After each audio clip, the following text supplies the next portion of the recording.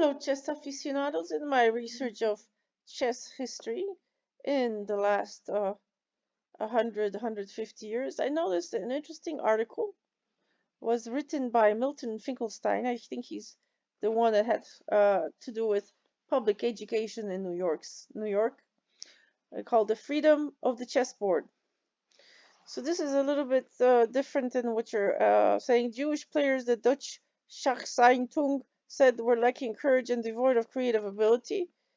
And so this article tells exactly how that is not really the case, because of all the different abilities that the Jewish chess players, especially Eastern Europe Jewish players, gave rise to uh, the golden era in the late 19th and 20th century.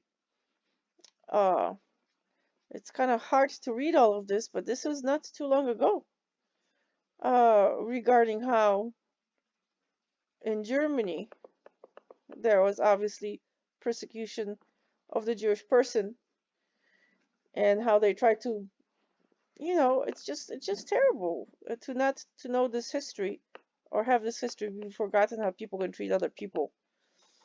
And here it says, the Deutsche Zeitung, with the official German chess publication, printed a series of articles which dealt harshly with what was described as the Jewish idea of defense, which had, it was claimed, vitiated the chess world for half a century. Jewish chess players, it said, were lacking courage and devoid of creative ability. Chess, the Schachzeitung argued, contained two main streams of development: the spiritual and the material, the aggressive and the defensive, the artistic and the grasping, the Aryan and the Jewish.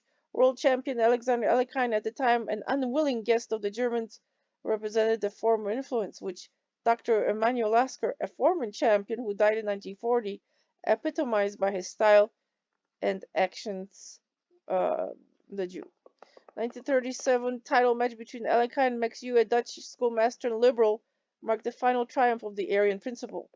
Proof of this lay in the fact that Alekhine's second had been the Austrian Aryan Erich Elsass, while Dr. Yu had been assisted in the preparations and analysis by an American Jew, Rubinstein. The Zeitung, sorry if I'm not saying correctly, discovered an active conspiracy by the Jewish world to keep a friend and support in the game's top position.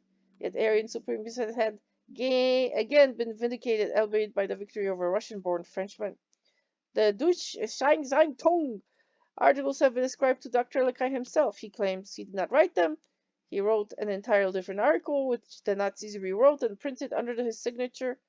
So this is all the tumultuous stuff that was happening, like right after the war. Do you see how the way this article is written is in this era of all this situation that was happening in Europe, and it's really hard to read in some places that people could be treated this way just for their background or beliefs.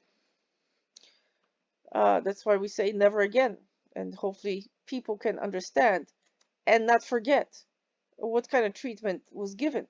But it also claims that chess players that were Jewish were able to go anywhere and have the freedom that the tournaments allowed them to travel differently. I highly suggest that you read the whole article. I will not continue with this for too long, but I will have an interesting. It's like you have to dig deep. It almost says it's not something that's readily available to you in order to understand this era, especially World War II era and all that happened to the finest chess players like the Najdorf, Akiba Rubinstein. They were Polish Jewish. Najdorf ended up in Argentina. He never went back. His family was killed in the Holocaust. Koltanovsky was one of the better players in America, but he was given a chance to go there because he happened to be in Guatemala and never came back. And the American consul from Cuba saw him and gave him the opportunity to come to America. And he did great things in San Francisco area, and then landed in the Guinness Book of World Records. And for the blind simuls that he did, blindfolded. And where is this information? Why does one have to dig so deep to get this information? The truth hurts, but the truth must be known, so it may never be forgotten and repeated. Jews, like others, learned to play chess and grew to enjoy it, and it was chiefly the Jews of Europe who became as chess masters. For socially, economically, psychologically, they stood to gain most in this field. As it happened, it was in just those areas where Jews suffered that chess prospered most, and it was there that the greatest Jewish chess masters arose. No chess master was subject to disabilities or residence or travel. Hence, escape on honorable terms from an oppressive environment was easy for them. The renown of chess players, as well as of great rabbis, was international, with recognition from Jew and non-Jew alike. The games of a chess master, once recorded and printed, are as lasting as the writings of a scholar, and equally subjects of study. It's interesting to note that countries such as England and France, where Jews enjoyed earlier and fuller emancipation, have produced few chess masters and no Jewish players of international stature. European Jewry. Now, this is written this is not a recent article, obviously. So we can continue. The Talmud, Ketubot 61b, has referenced the game which Rashi's commentaries describe as chess, and which it is permissible for a wife to indulge in. Oh yes, women are allowed to play chess. Akiba Rubinstein, the greatest chess master produced by Poland, was a yeshiva student before his chess talent became apparent. And I believe what this article doesn't say, he was like one of many kids. Many kids. And the father, they were not very rich at all. And so he didn't study chess until a little bit later, during his teenage years. Sometimes chess could even benefit the entire community. The story is told of a small town in eastern Poland that was visited by a devout and wealthy butcher from Łódź, who offered a gift of 500 rubles. Now notice he's saying rubles, so this was under Russian occupation at that time, instead of zlotys. To the synagogue, should any of its members defeat him at chess.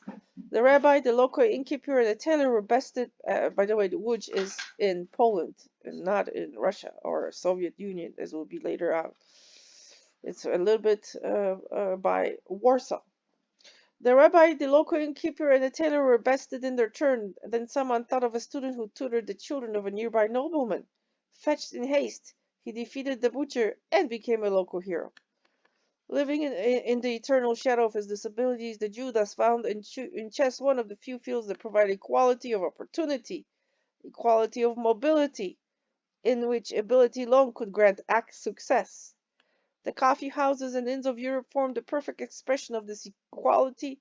The chess sets they provided their customers gave those who were otherwise inferior full of freedom of play. The better man won, and no special advantages were required to become the better man. How many Jews could hope to be invited to the homes of the local gentry, government officials, and the representatives of the military? Chess players frequently were to play and to teach. William Steinitz took his greatest delight in defeating such men as Johannes van Zukertort, and a Junker-born English chessmaster.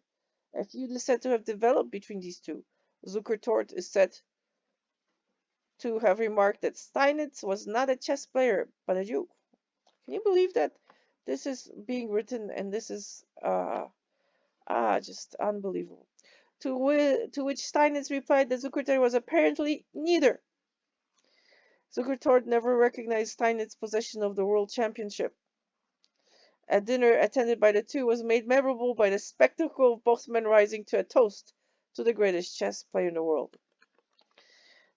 Proficiency in chess, because of the European system of grading players, was quickly rewarded by recognition. A novice was admitted to a minor tournament. Should he win this, he was permitted to play in major or premier tournaments. Victory in these gave him the title of master and admission to international play, with a chance to win the title of grandmaster. Recognition once achieved, the master traveled freely and was welcome wherever chess was played. Exhibition tours were common and provided most masters with a steady source of income. Chess players regard their games as an art which can reflect style, originality and depth of expression. The chess artist founds a school of play, becomes an authority on technical matters and a leader in the international chess community. Every closed circle makes its own heroes, important within its own confines, even when unknown outside. Capablanca, who did not lose a single game in 8 years of competition, became a legend. His eventual defeat by a German Jew, Richard Reddy, made the latter a hero the world over, and especially in Jewish circles. So now you can move on with the historical parts of this. Look at this historical article. It's historical from just on the cusp of the after. I think it's written 1946 above. So just right after the war. The Nazis at various times announced the death of most of Jewish chess masters of occupied Europe. A number of these men, however, appear to have escaped, largely through the assistance of sympathetic non-Jewish chess players. Rubinstein, a reported dead in 1939, was discovered safe in Belgium in 1944. Sapira, a Belgian, reappeared in Brussels after 3 years of incognito existence. Salo Flor, champion of Czechoslovakia, escaped to Russia, as did the Hungarian Lilienthal. They both represented Russia in the Labor Day matches. Lacho Steiner, an announced target of the Nazis, appears to have survived. The full story of the rescue of these and others is yet to be told, but the information available seems to indicate a breakdown of Nazi coordination where chess masters were concerned. Rubinstein, for example, was confined in a sanitarium in Poland, was ordered killed by the German authorities, was actually so reported, and when found was discovered to have been shipped to Belgium and safety of another sanitarium. He's again in some places it's like he was in a mental asylum, like totally trying to discredit, and unbelievable. It's just this propaganda in some places that you read is still there. And with AI, you want to know about history? Well, AI is not set up to tell you the truth. They are skewing the truth. I've tried this. This AI ChatGPT, for example, do not trust it for historical facts, and that's very easy for young people to do. I'm just gonna ask ChatGPT without thinking twice that it could be erroneous, that it could be false information and twisted around. So I'm making this video today and letting especially young people know how important it is to know what happened in World War II in Europe, especially in the chess world, especially with the chess players of Jewish faith or background, especially Eastern European background. Chess prospers most in urban areas where large numbers of players have opportunity for frequent play. So now it goes into where it's pretty big in the United States. Indeed, the post-war period may see the transfer of international play to the New World and the development of new centers of interest in chess and the emergence of many more American masters. Meanwhile, the game has received its greatest enrichments from those masters who were driven from Eastern Europe. And so it is. What do you think? Imagine the mood, and you can feel the mood of what this writer has felt and going, happening to these very well known. All we see is, their chess games that people are studying, but there is a human being behind all of this. And this was The Freedom of the Chessboard, 1946, March, and by Milton Finkelstein. I suggest you read it, brush up on your history, and never forget. Thank you so much for watching. Hit like and subscribe. Au revoir.